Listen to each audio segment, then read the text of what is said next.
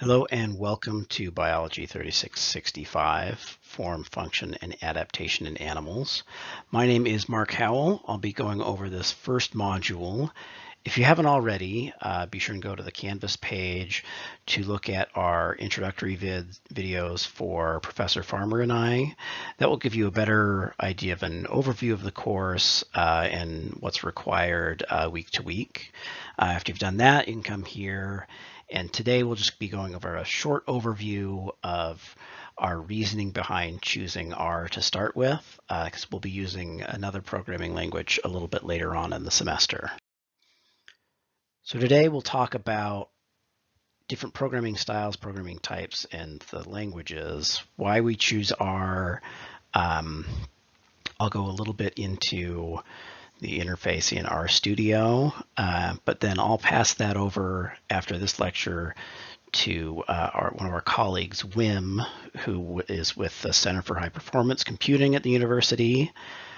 They've put together about a 1-hour video that's a really good introduction to R that also has a bunch of examples and script files that I'll have you work through that, and that will give you a better introduction to R than I can offer. There are two different main types of programming languages on computers. We have interpretive languages and compiled languages. We're going to start with R as an interpretive language because they're a little bit easier and have a little bit of a lower barrier of entry for students. It means that we can type a command on the command line, and immediately after we type that command, we can get a result back, either what we're looking for, or if there is an error, it will immediately tell us there's an error. With a compiled language like C that we'll be using later on with the Arduino, the microcontroller that we're giving you, in Arduino, you have to compile the code. That process turns what you've written into machine code, which then gets sent to the microprocessor. So it has to compile all of the code at once, where we can't really do things line by line. We can't check for outputs at any time. So it does take a little bit more effort. But in general, a compiled language will be quite a bit faster than an interpretive language. But that's not a big concern for us because we're going to be doing relatively simple projects. So again, why R? It's very quick to learn. I learned R just before teaching this course, and it was a whole lot easier than working with the C-based languages that I use for the microcontrollers, and our supercomputer simulations that we do for research are also written in a C-based language that can be a little bit harder to interpret. And it is an interpretive language, R, so at any point you can type out a line to figure out what kind of data you're getting. It's got a whole pane in the RStudio window that shows us all the variables that are currently used and what is stored inside of those. And because it is used so extensively, there's a lot of tutorials available. There's a lot of code libraries that people have written that make it so that you can do very complex operations in just 1 or 2 different lines. But now I'm going to try and turn this over to a little comparison between R and Arduino so that you can see firsthand the differences between these two different languages. Here's our side-by-side comparison between RStudio on the left and Arduino on the right. I want to walk you through some of these windows that you'll be using. The main one here is our bottom left is our console. This is where you'll be typing all of your commands. You'll also get the output of those commands in that window. Once you start to load up variables, that will show up here in the environment. So you can always click up into here to show the contents of a variable. For example, the tree data set that we'll be using initially, you can click up there to look at height and girth and volume, as well as some other data from that set. so you can look at it easily at a glance. The bottom right here is primarily a help window. So if you ever type in, question mark plot, the help file will show up in this window here. You'll also get all of your plots in this window. Your plots can then be easily saved and exported to use in your homework. And then finally, our top left, this is a scripting window. So if we get to the point where we're writing some more complicated equations where we've got a lot more steps, instead of writing them line by line here in the console, we'll write the entire thing up in the script window, and we can then run through that script with this, where it will run through line by line, or it will run through full sections at a time. Now, contrast that with the Arduino window, which is our program is just written in one single window, and we're dividing it into like 3 sections effectively. Our first section is where we define all of our variables. Then we have a section called setup, which this function runs one single time when the Arduino is first turned on. And then we run a loop code where this function will run continuously until we turn the Arduino off. The final thing that I want to show you is a comparison between R and Arduino on doing a very simple calculation. So here we have 2 plus 3. In Arduino, what we first need to do is any time we want to store data, we have to define it as a variable. We have to declare a variable type here as an integer. In order to communicate with our board, we run it over a serial line, which is what the USB is. So we have to start that serial. Then we can finally do the calculation here and then print out that quantity over the serial monitor. And then this while command just means that because this is a loop function, if I didn't have the while one, it would just continuously calculate 2 plus 3 until we stopped the board. So because this is a compiled language, we first have to verify this code to make sure that it will compile. It'll compile over to machine code, tells us how much it actually uses. Then we have to upload it to the board, which will take a second. Now that it's uploaded, in order to see the results of the code, we have to open up our serial monitor. I'll drag this over into the right window. And you can see that we get our answer of 5. Now, to do that in R, all we have to do is 2 plus 3 equals 5. We can then get more fancy and actually assign it. So you can say quantity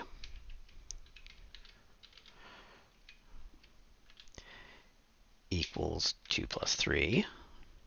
And then we can type out quantity and equals 5 there. So it is a little bit easier to do those sorts of things in R as an interpretive language than in a compiled language like Arduino, which is based on C. We can also get a lot more interactive help. We'll be using a data set called trees for this first homework, which we load up just by typing data trees. And we can also check for some information on that data set just by typing question mark trees. And then that loads up the background on that data set, how that data set is arranged in the columns and rows, where the set comes from. And it also gives us a couple of examples of what we could do with that data set. But for now, what you want to do next is over on the Canvas main page, you want to look at in Module 1 instructions. There are some other resources for R that are available. So these cheat sheets, video tutorials are all available from the RStudio website. Once you get into some more advanced functions in R, these are all really super useful because there's so much that R can do that you have a tendency to get a little bit lost. But these give a good overview of a lot of these different functions. ggplot is a more advanced plotting function than the built-in plot command that we'll be using to start with.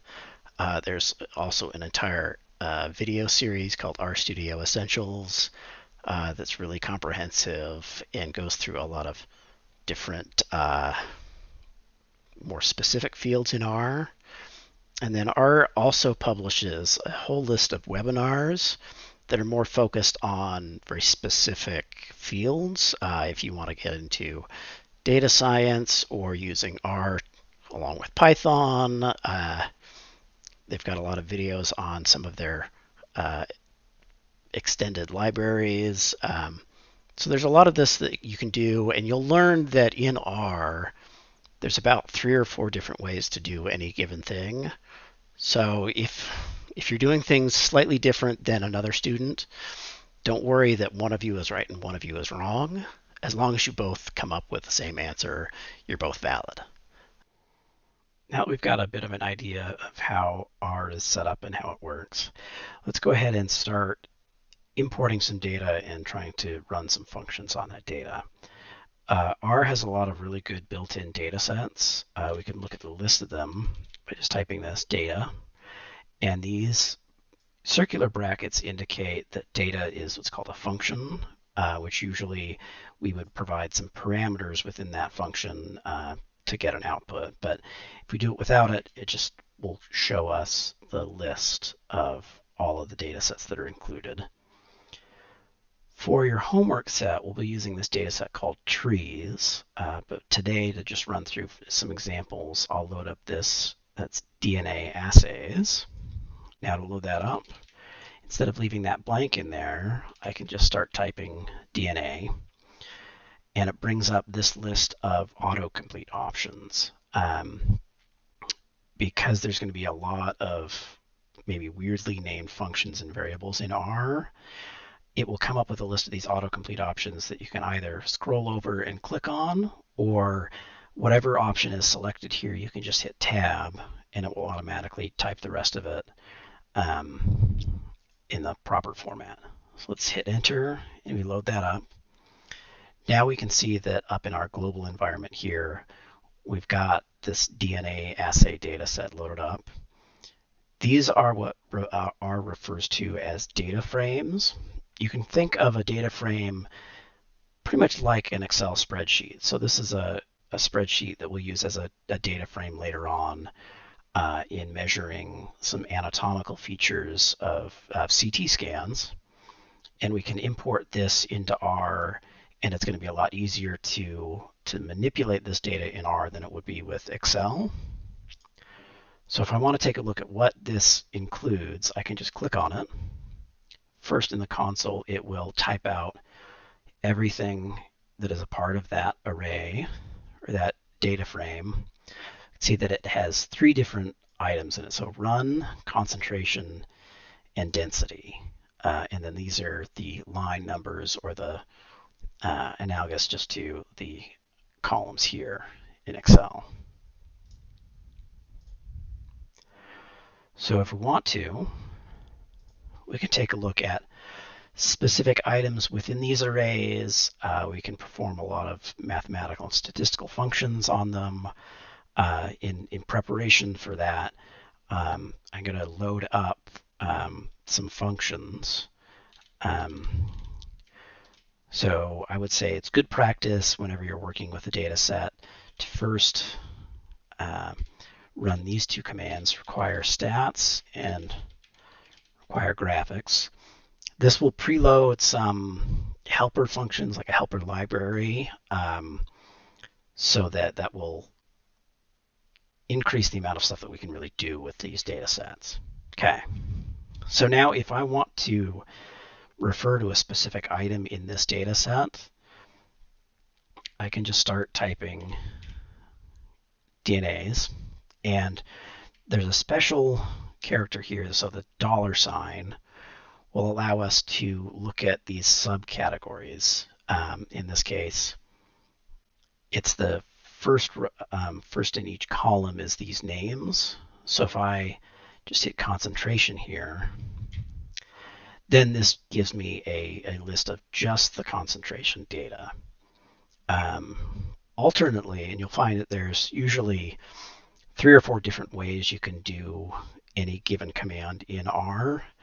I can also do DNAs and comma 2, because I know that that's the second column. And you'll notice that I'm using square brackets here. Square brackets will get you a subset of a data frame, or a subset of a data set. So we can also type that, and you see that we get the same information there as well. Oftentimes it's easier to do it this way because it gives you the names of each of those columns. But now we can perform lots of different functions on that column. So I want to create a new variable, so we'll call it concentration. And R will automatically create these variables if they don't exist already up in our environment workspace. So the command here with this arrow is what's called an assignment operator. And it means that whatever we type to the right will then be put into whatever we name here. So let's take DNAs and the concentration. And now I'm going to run a function on this. How I run a function is I sort of surround this item. So if I want to find the mean of all of these concentration values, I can just run the mean function and put DNA's concentration in there as my input, and then this will get assigned to concentration. You can see first that we've got a value up here, 3.1 for the concentration. If you didn't see that offhand, we also just can type in concentration and it will give us the output there. Now there's a lot more that mean function can do than just finding the mean value of a list. And in order to figure out what all these functions do and the parameters that you can use with them, you'll just want to type in the question mark and then whatever the function is named. So mean here. So by default, it just needs the one input. But we can also run a couple of other things here. This trim function is useful when dealing with data sets that might be unreliable. What this does is if we have a very large data set that has outliers to the left or to the right, we wouldn't want those calculated in the mean. So if I take and rerun this function, if you ever hit the up arrow in here, it will bring up the list of all the last commands that you ran. So I can write trim, I'll do 0.1. So what this is going to do is it's going to eliminate the bottom 10% and the top 10% of these values and only determine that mean average from that middle 90%. So we can see that definitely did change our values because in some of these we've got some outliers that are on the extreme ends. Since it lowered it, the extreme ends are going to be raised high on the high end. Now we also, I think, can do the median here, yeah. So let's just say concentration median is going to be the, and I'll do it with that one just to show that this will work as well. So we do have a concentration median value there that we can work with. A little bit of a note on using this syntax. is if we type this here. So this gives us our concentration values. But the reason I have this comma here is if we do this without the comma, we get the full row, and this is more like the raw column. And we see that it includes this concentration value. So if we were to, say, find the mean of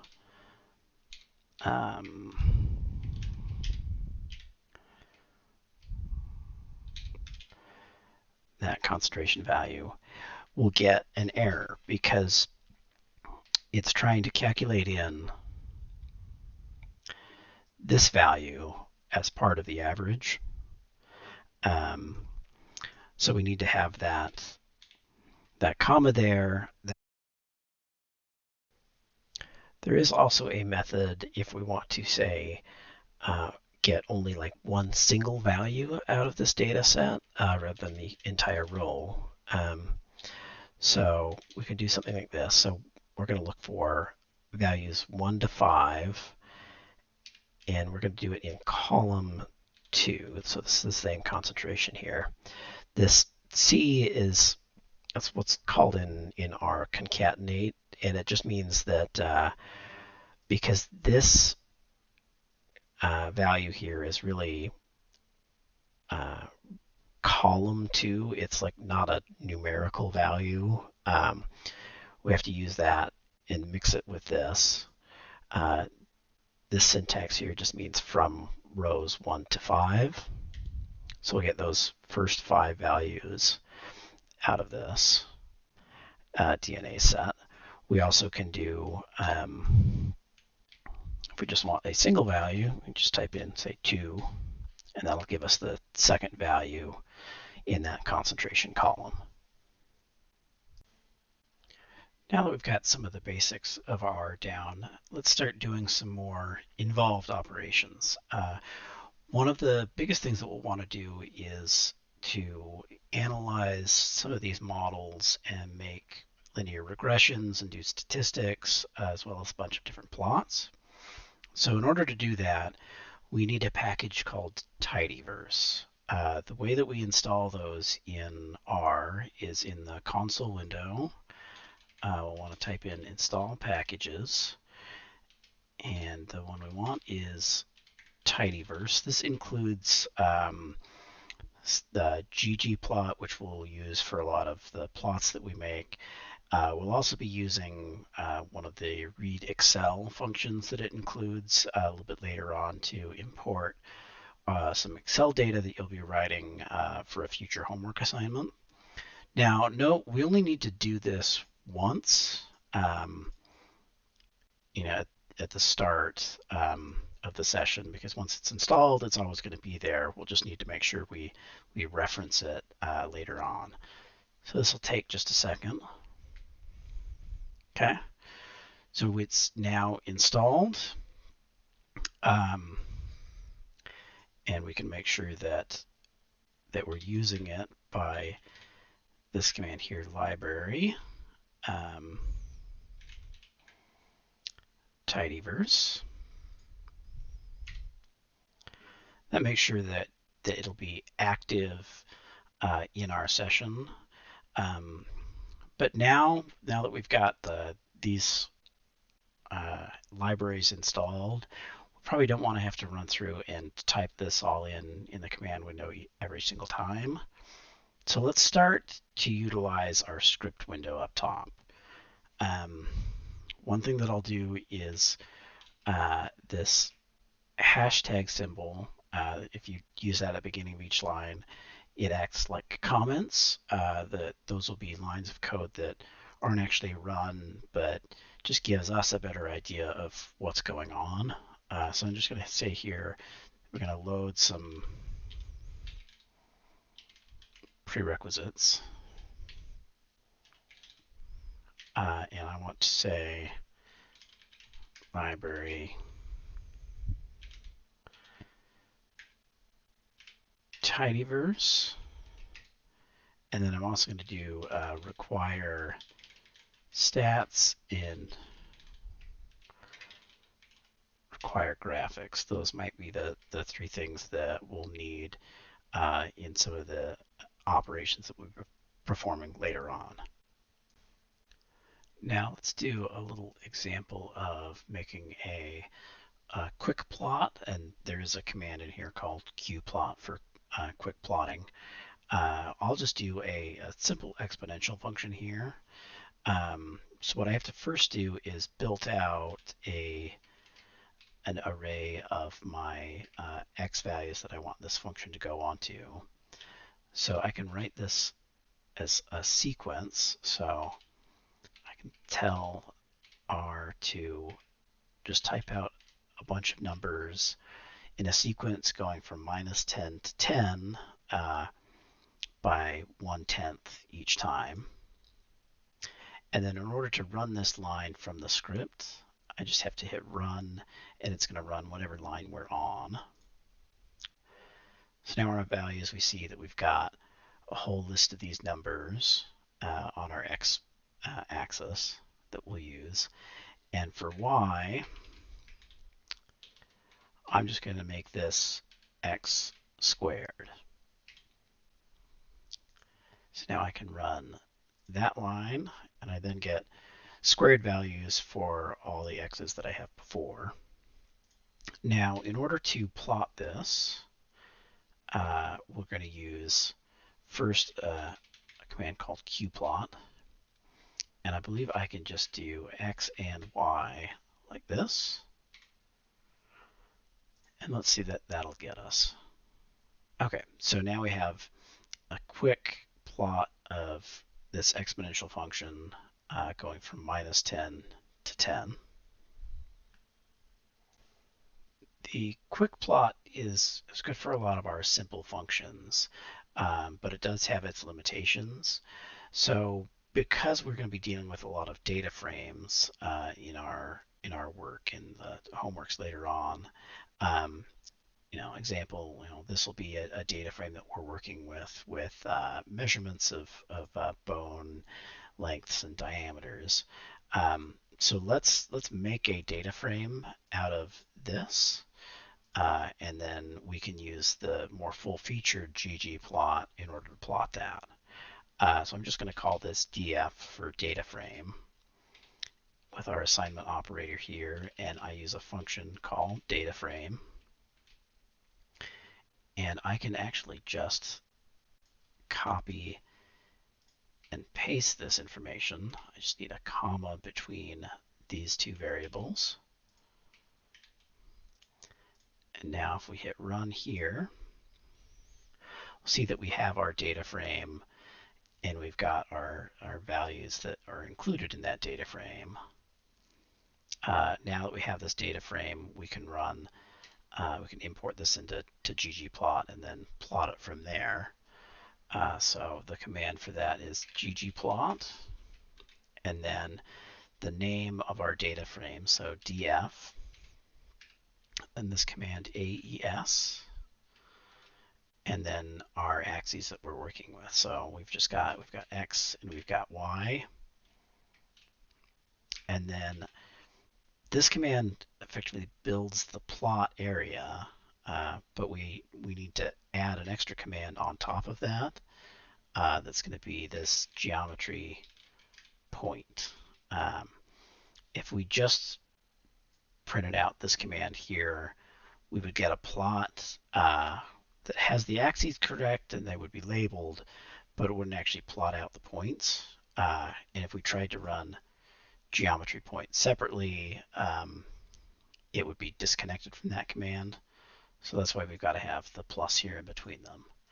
Now if I hit run here, now I actually get effectively the same graph that we had before, but with ggplot here, there's a lot of extras that we can perform within this, and we'll get into a little bit of that later on, but I do suggest you go through the ggplot cheat sheet that should be linked in the cheat sheets on the module page. But let's try and work with some of the data that we were running before with the DNA assay and see if we can import that into ggplot as well.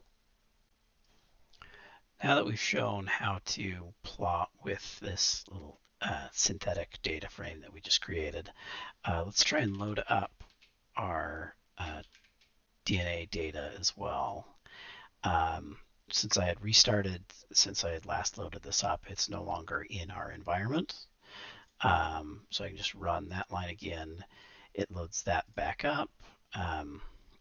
We see that we've got the same data that has runs, concentrations, and densities. So let's try and do a plot of that with ggplot. So rather than the df, our data frame is the name of the data file that we've imported here. So that's DNAs. We use the same AES command here. And instead of the X and the Y, for our x-axis, I'll want to use, we'll use density for the x-axis, and then concentration for the y-axis. Same thing here. We also need a plus sign and geometry point. And let's see if this will run. Okay, so we do have density and concentration in here. We can see that it is a nonlinear curve. We'll get into a little bit on how to linearize these, but you can see that it's looks like exponential growth with, as the density increases, the concentration is going to increase exponentially.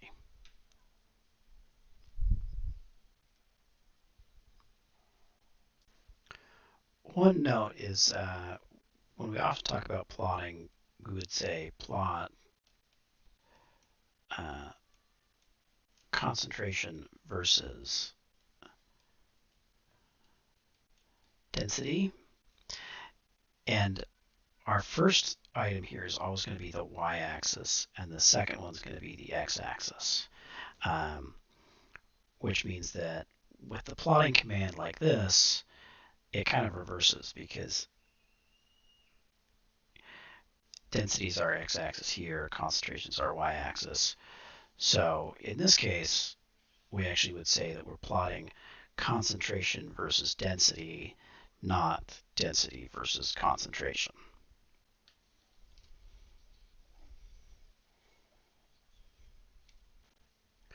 We can also start to add a couple extra things to this ggplot line.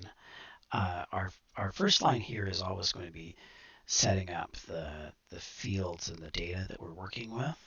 But we can also add in a few extra things here, like for instance, in this graph, we just have a very basic thing. It's pulling in the value of density here and concentration, just conc, from our data frame. But we usually will want to give these names that are a little bit easier to understand and read for the users that are going to be looking at these graphs. So what I can do is, after this geometry point, add another plus sign and do xlab. So that's going to be our x-axis label. I'm just going to repeat this saying density, but I'll at least give it the capital D so it looks a little bit nicer. And Y label concentration. And then I'm also going to do one extra thing here, which is a theme. And we'll just do the black and white theme. So now we can run this again and see how this updates. Now we've got a little bit better names. We've got a white background rather than the gray one. And there's a lot of different options in here that we're able to play with. We'll slowly go through those to try and get nicer looking graphs. We can do different colors. We can label specific points on here. There's a lot of stuff that's options for ggplot. Because a lot of the data that we'll be dealing with when we get into scaling relationships is going to be nonlinear, just like this right here, this exponential type function. Rather than using a linear graph with linear axes, we're going to want to convert these over to logarithmic axes. It means that it will effectively linearize the function. And there's a few ways that we can do this, either by modifying the data itself or just by modifying the graph. First, let's add an extra line to ggplot here to adjust the axes. What I can do is just write scale x log 10, and I again need the plus sign after it. Scale y log 10, and now hopefully this should look a little bit more linear when we change these axes over to a logarithmic function. Okay, now you can see that it's not exactly perfect, but data usually isn't. But apart from our initial spot here, we've got a pretty linear function going through that line, and you can see that our axes now go in powers of 10 rather than additive like they would before. We also can do this in a couple of different ways. There's a different function here. Rather than choosing this for the x and the y, we also can just do a coordinate transformation and say x equals log 10, y equals log 10. And again, the plus sign afterwards, because we're all doing this as one single plot. And then hopefully, yeah, we should have effectively the same amount here. It adjusted our minor axes points a little bit, but we still have the same linear function here. Let me get rid of these points, because there's also a third way of doing this. If instead of changing the coordinate system for the graph, we can get rid of that there. We can actually change the data itself and take the log of the data and still display it on a linear graph. So we can use log 10. We've got to use log 10 here because the standard log function in R is the natural logarithm, which is a base e, which will be used in separate kinds of situations. Log 10. And now hopefully this should show up as the same graph. Okay, yeah. So you can see that our axes look a little bit different. The labels on them are now the linear labels. We're going by 0.5s here instead of jumping by values of 10. But we still have this same linear graph. Now that we've got this linearized data from our data set, we're going to try and build what's called a linear model. A linear model will allow us to get a function out that can predict the behavior of this model when we don't have data points around those areas. So we're going to I'm just going to make a name called linear model. And it's going to use this function lm, which is the linear models. And then I want to do log 10 of concentration. And we use this tilde here. against log 10 of density. And again, like I was saying before, if I say concentration versus density, it means that my concentration is going to be on the y-axis and density is going to be on the x-axis. So here we always do y tilde x in these linear models.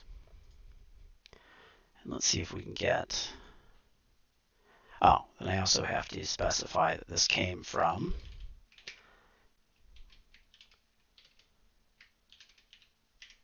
the DNA data set.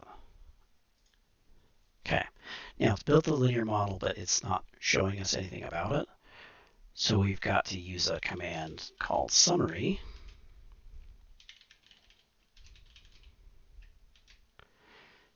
And this gives us all the information that's contained within that linear model. So our call just means that this is the command that we use to call this function. We've got residuals. The important thing here is our coefficients. This, if you'll remember, when you have a straight line like this, the equation for that straight line is always going to be y is equal to mx plus b. Our b ends up being our intercept, and our m is the slope of the line. So we'll be able to put those in a second to overlay a line onto this graph to see how close of a fit that actually is. Other things that you'll see here are we have our r-squared values. The r-squared value is an indicator of how good of a fit that line is to our data set. The closer to 1, the better. We've got 0.95 approximately, which should be a really good fit. So let's see what that line actually looks like overlaid on this graph. So we can do that by adding in an extra line on our ggplot. It's the nice thing about ggplot is you can just add in all these extra commands to the same plot to overlay some additional data. So we want a command called geometry AB line. AB line just means effectively a line from A to B, so we know it's going to be a straight line. And then we call it with a slope, and that's equal to this number right here. So I can just copy and paste that. And an intercept. Just that right there. And let's see what this looks like. You can see that goes pretty much straight through our data set. So it's looking like it's a pretty good predictor of this data. So what we've done is we've taken a kind of a large data set of all of these DNA densities and concentrations. We transferred that over to a logarithmic graph, which then linearized it. And because now we're in a linear graph, we can make one simple function that can be a predictor of the density and concentration values that are beyond this graph. This information will be really useful when we get into the idea of scaling relationships, because we'll be doing the same thing. We'll be taking, for example, here the a Excel chart. We'll be taking this kind of geometric data from animal CT scans to make these graphs, and we can determine how these animals grow.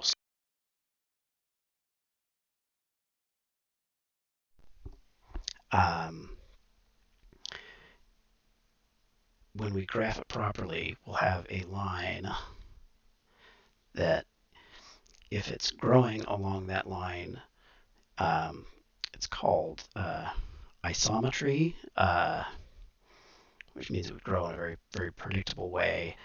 We see this with frogs are one species that have growth rates like this. But anything that would be, above this line would be considered positive allometry, and anything below the line would be considered negative allometry.